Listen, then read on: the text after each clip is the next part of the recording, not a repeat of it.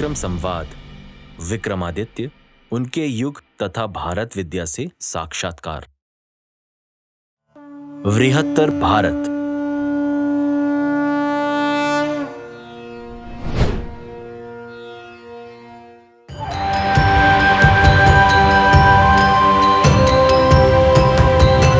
Indonesia के बाली द्वीप पर स्थित बैसाखी मंदिर केवल एक धार्मिक स्थल नहीं, बल्कि वह जीवंत परंपरा है जिसमें भारतीय सनातन धर्म की गहरी जड़ें आज भी उसी श्रद्धा और विश्वास के साथ फल फूल रही हैं।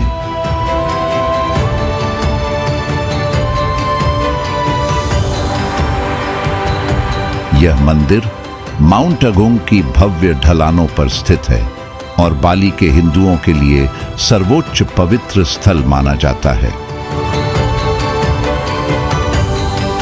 इसकी स्थिति ही इसे एक दिव्य आयाम प्रदान करती है, क्योंकि पर्वतों को सनातन परंपरा में देवताओं का निवास स्थान माना गया है। बैसाखी शब्द के बारे में विद्वानों के बीच यह मान्यता प्रचलित है कि इसका संबंध प्राचीन बाली शब्द बासुकी या वसुकी से है।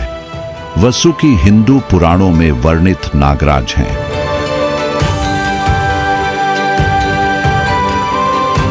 समुद्र मंथन की कथा में वसुकी नाग का महत्वपूर्ण स्थान है। उन्हें शक्ति, संतुलन और ब्रह्मांडीय ऊर्जा का प्रतीक माना जाता है। समय के साथ वसुकी बासुकी और बैसाखी के रूप में परिवर्तित हो गया। इस प्रकार बैसाखी नाम उस दिव्य नाग शक्ति और पवित्रता से जुड़ जाता है जो इस स्थल को आध्यात्मिक रूप से संरक्षित और ऊर्जावान मानती है।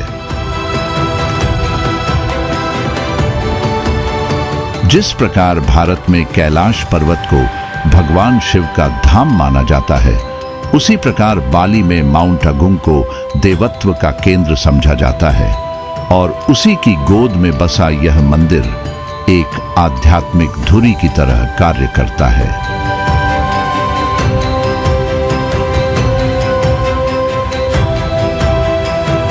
बैसाखी मंदिर का स्वरूप एकल मंदिर का नहीं, बल्कि अनेक मंदिरों के विस्तृत समूह का है। यहाँ छोटे बड़े कई मंदिर मिलकर एक विशाल आध्यात्मिक परिसर बनाते हैं, जिनमें सबसे प्रमुख है पेनाथरन अगुंग।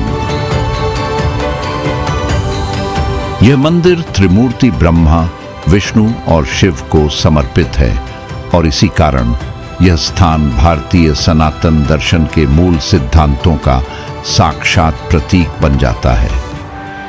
त्रिमूर्ति की यह अवधारणा सृष्टि, पालन और संहार के शाश्वत चक्र को दर्शाती है, जो भारतीय दर्शन की आधारशिला है और जो यहाँ बाली की भूमि पर भी उतनी ही सजीव है।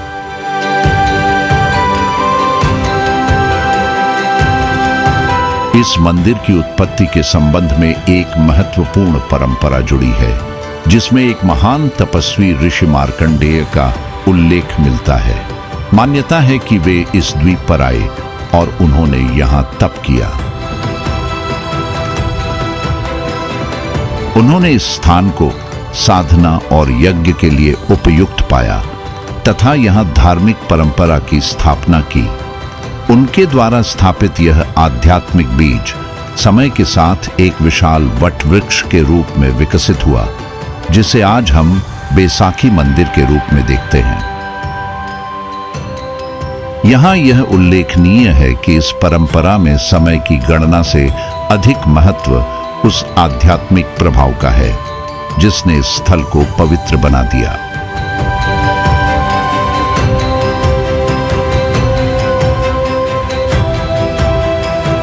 बैसाखी मंदिर का स्थापत्य भी अत्यंत अर्थपूर्ण है।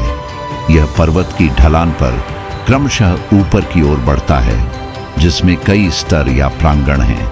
यह संरचना केवल भौतिक नहीं, बल्कि आध्यात्मिक यात्रा का प्रतीक है। नीचे से ऊपर की ओर बढ़ना अर्थात अज्ञान से ज्ञान की ओर और अंततः परम सत्य की ओर अग्रसर होना। मंदिर की सीढ़ियां चढ़ते हुए साधक एक प्रकार से अपनी आत्मिक उन्नति का अनुभव करता है। इस मंदिर में भारतीय देवी देवताओं की उपासना अत्यंत स्पष्ट रूप से दिखाई देती है। यहाँ भगवान शिव को सर्वोच्च स्थान प्राप्त है, जिन्हें ब्रह्मांड के संहारक और पुनर्सृजनकर्ता के रूप में पूजा जाता है। साथ ही भगवान विष्णु को पालनकर्ता और ब्रह्मा को सृष्टिकर्ता के रूप में सम्मान दिया जाता है। इसके अतिरिक्त यहाँ गणेश, सरस्वती, दुर्गा और इंद्र जैसे देवताओं की भी पूजा होती है। ये वही देव परंपरा है जो भारत में वेदों और पुराणों के माध्यम से विकसित हुई और जिसने यहाँ भी अपनी गहरी छाप छोड़ी। बाली के हिंदू धर्म की एक विशेषता यह है कि यहाँ भारतीय परंपरा और स्थानीय संस्कृति का अद्भुत समन्वय देखने को मिलता है। यहाँ पूजा में फूल, चावल, धूप और जल का उपयोग किया जाता है, जो भारतीय पूजा पद्धति से अत्यंत मेल खाता है।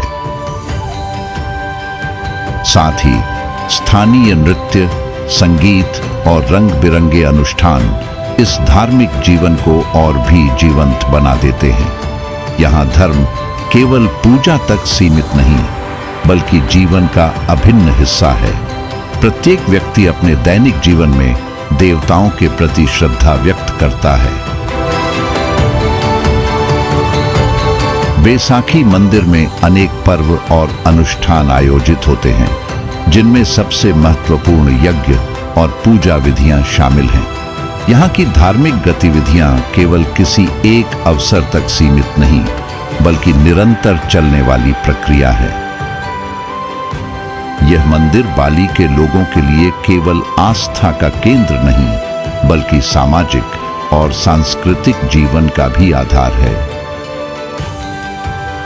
प्रकृति और आस्था का संबंध भी यहाँ अत्यंत गहरा है। जब माउंट अगुंग में ज्वालामुखी गतिविधियां होती हैं, तब भी लोगों की आस्था इस मंदिर के प्रति अडिग रहती है। एक प्रसिद्ध घटना में जब ज्वालामुखी का विस्फोट हुआ, तब भी मंदिर का मुख्य भाग सुरक्षित रहा। इसे लोग देवताओं की कृपा मानते हैं और इससे उनकी श्रद्धा और भी दृढ़ हो जाती है। भारतीयता के दृष्टिकोण से बैसाखी मंदिर अत्यंत महत्वपूर्ण है, क्योंकि यह दर्शाता है कि भारतीय सनातन धर्म केवल एक भौगोलिक क्षेत्र तक सीमित नहीं रहा। यह समुद्रों को पार कर दूरस्थ द्वीपों तक पहुंचा और वहां की संस्कृति के साथ मिलकर एक नई पहचान बनाई।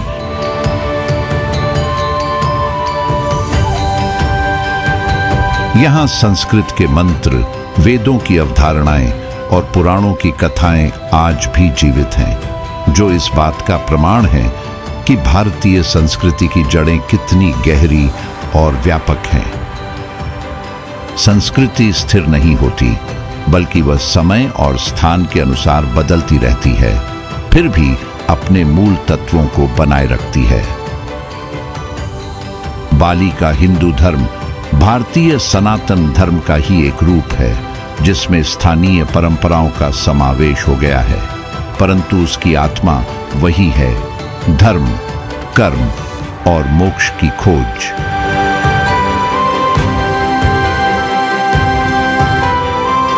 यह एक ऐसा स्थल है जहां इतिहास, धर्म, प्रकृति और संस्कृति एक साथ मिलकर एक अद्वितीय अनुभव प्रदान करते हैं।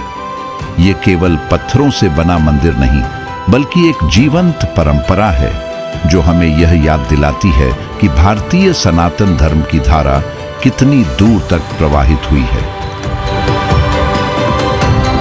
इसकी ऊंची सीढ़ियां, विस्तृत प्रांगण और निरंतर जलती हुई आस्था की ज्योति यह संदेश देती है कि धर्म केवल अतीत की धरोहर नहीं, बल्कि वर्तमान की जीवित शक्ति है, जो मनुष्य को उसके मूल से जोड़ती है और उसे आध्यात्मिक ऊंचाइयों की ओर प्रेरित करती है।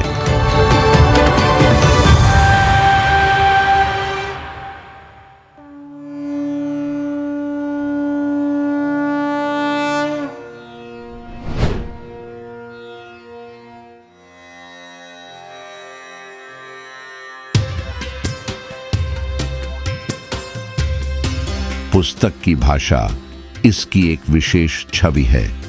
यह न तो अत्यधिक जटिल है और न ही अत्यधिक सरल, बल्कि एक संतुलित और प्रवाहमयी शैली में लिखी गई है।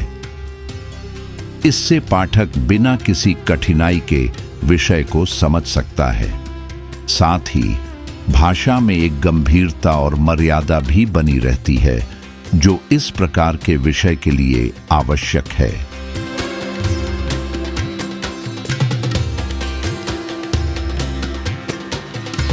वीर भारत न्यास द्वारा इस पुस्तक का प्रकाशन इस दृष्टि से महत्वपूर्ण है कि यह संस्था ऐसे विषयों को सामने लाने का कार्य कर रही है जो भारतीय इतिहास और संस्कृति के संरक्षण के लिए आवश्यक हैं।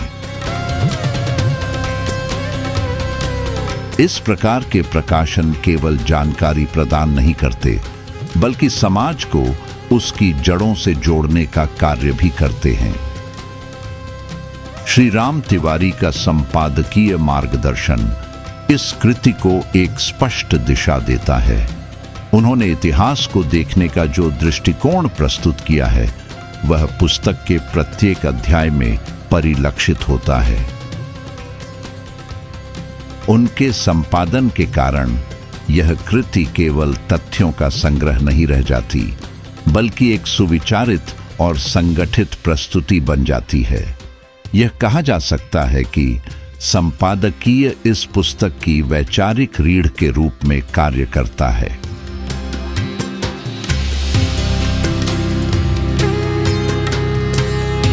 समग्र रूप से ओरछाधीश एक ऐसी कृति है जो इतिहास, आस्था और संस्कृति के बीच संतुलन स्थापित करती है।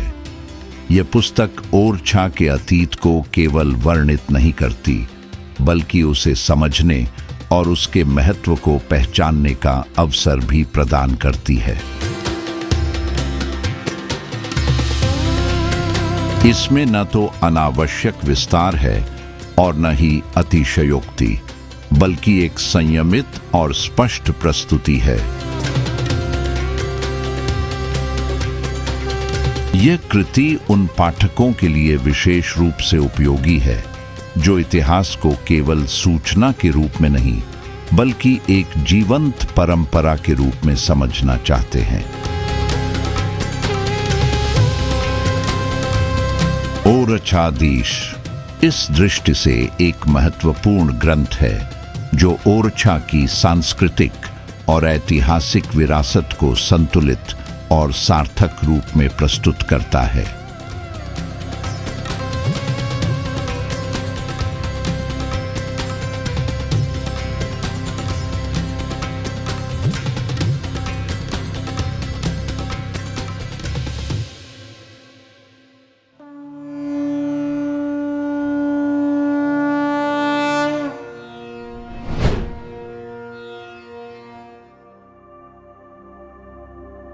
कर्म मीमांसा के प्रसिद्ध विद्वान, जिनका समय 6ठी से 8वीं शताब्दी के बीच माना जाता है। इनका नाम प्रभाकर था, किंतु विद्वता के कारण गुरु प्रभाकर के नाम से प्रसिद्ध हुए। इसी काल के दूसरे प्रसिद्ध विद्वान का नाम कुमारिल था, जिनकी ख्याति कुमारिल भट्ट के नाम से हुई। इन दोनों से ही मीमांसा के 2 संप्रदायों का नाम हुआ।